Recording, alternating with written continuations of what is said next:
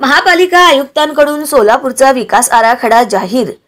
महापालिकेने 2048 पर्यंतची सोलापूर शहराची लोकसंख्या लक्षात घेऊन बनविलेल्या 20 वर्षाच्या आराखड्यात solar park, children park, parking आणि खेळांचे मैदान यावर विशेष लक्ष देत शहराचा हरित आराखडा तयार केला आहे।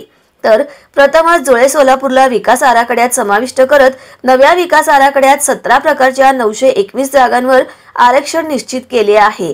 महापालिका आयुक्त शीतल तेली उगले यांच्या दूरदृष्टीतून सोलापूर शहराच्या विकासासाठी हा आराखडा तयार करण्यात आला आहे। शासनाच्या आदेशानुसार सोलापूर महापालिकेने GIS प्रणाली वापरून शहराचा 178.57 चौरस किलोमीटर क्षेत्राचा हरित विकास आराखडा तयार केला आहे। महापालिकेची आर्थिक स्थिती, शहराची लोकसंख्या, शहराचे परिक्षेत्र, भविष्यातील सेवा सुविधांसाठी लागणारी गरज आदी निकषांवर विकास योजनेची अंमलबजावणी करण्यात आली आहे। त्यासाठी शहराची 2048 मध्ये 13,53,000 लोकसंख्या गृहीत धरून शहरात विविध 17 प्रकारची 921 आरक्षण टाकण्यात आली आहेत। शहराच्या हद्दवाढीनंतर तब्बल 32 वर्षांनी माडा प्राधिकरणांतर्गत असलेल्या जुळे सोलापूरला महापालिकेच्या विकास आराखड्यात समाविष्ट करण्यात आले आहे।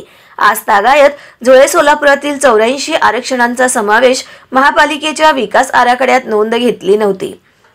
ग्रीन एनर्जीला प्रोत्साहित करण्यासाठी आणि काळाची गरज ओळखून सोलार पार्कसाठी बाळे केगाव परिसरात 22 एकर जागा आरक्षित केली आहे। खास करून लहान मुलांना केंद्रस्थानी ठेवून आरोग्य, मैदाने, माहिती व्हावी, मुलांना करमणुकीचे साधन उपलब्ध होण्याच्या दृष्टीने लहान मुलांसाठी स्वतंत्र चिल्ड्रन पार्कची निर्मिती या नव्या विकास आराखड्यात झाली आहे। जुन्या विकास आराखड्यामध्ये पार्किंग आरक्षण नव्हते, त्याचाही विचार यंदा झाला आहे।